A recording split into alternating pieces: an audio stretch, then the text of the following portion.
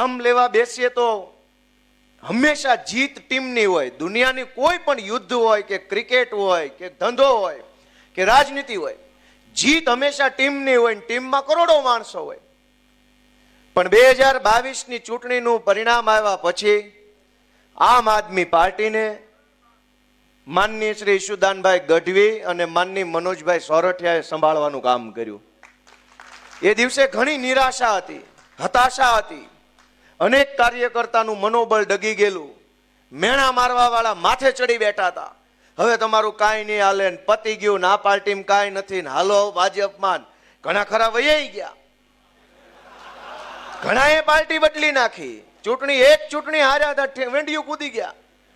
પણ દોસ્તો, એ નિષ્ફળતાને પચાવી જઈને પોતાનો મજબૂત સંકલ્પ જે હતો ગુજરાતમાં આમ આદમી પાર્ટીની સરકાર બનાવવાનો, એ સંકલ્પ ઉપર અડગ રહીને આમ આદમી પાર્ટીને ચલાવવાનું કામ અમારા બે અડીખમ યોદ્ધા ઈશુદાન ગઢવી અને મનોજ સોરઠિયાએ કર્યું.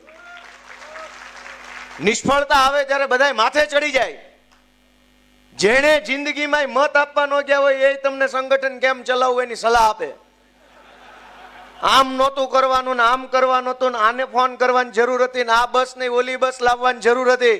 અહીંયા તમે ન મળ્યા એટલે